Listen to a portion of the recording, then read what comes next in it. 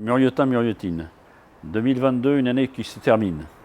Une année après 2020 et 2021 où nous avions le Covid, qui continue. Une année aussi où la guerre est en Ukraine et je pense à la liberté de nos amis ukrainiens. 2022 pour les Mureaux a été une année forte en activité.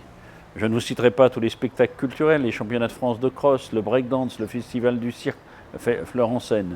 Je n'oublierai pas non plus tous les travaux que nous avons menés, notamment de rénovation énergétique dans les écoles, sur les éclairages par exemple du stade et bien d'autres projets que nous avons menés à bien.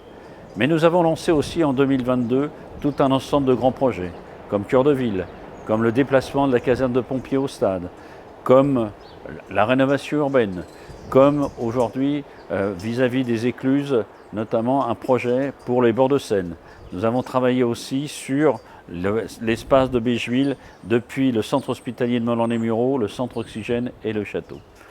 Alors 2023 sera une année difficile financièrement car il ne faut pas oublier qu'aujourd'hui nous sommes contraints avec tout ce qui est l'énergie et les augmentations de l'énergie.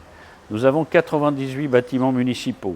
Nous avons par exemple la restauration scolaire. Nous allons maintenir les tarifications dans une tarification raisonnable et maintenir volontairement aussi les services et notamment les services en matière d'éducation, en matière de jeunes et de santé. Maintenant aussi 2023 est une année importante car en septembre 2023 il y aura le pôle Lagrange. Et le pôle Lagrange vient après le pôle Molière. Ce pôle sera lié bien évidemment au sport et c'est quelque chose qui va aussi redessiner la ville. Mais il est évident qu'aujourd'hui nous aurons l'Institut du sport santé paraconnecté et l'INSEP des Paralympiques. C'est un grand projet l'INSEP des Paralympiques parce que d'un côté tous les athlètes paralympiques viendront à partir de 2024 et quand ce sera construit en 2026 au Mureaux. Ce que l'on espère aussi, c'est qu'Éole va bien avancer, car on devait l'avoir rapidement en 2024-25. Il semblerait que ce soit plutôt vers 2025, mais aujourd'hui, la nouvelle gare des Mureaux sera en phase de construction. Alors 2023, vous voyez, c'est une année d'anticipation, une année de préparation de l'avenir, une année de préparation des années 2025-2030, mais surtout aussi, ça sera une année de préparation de 2024.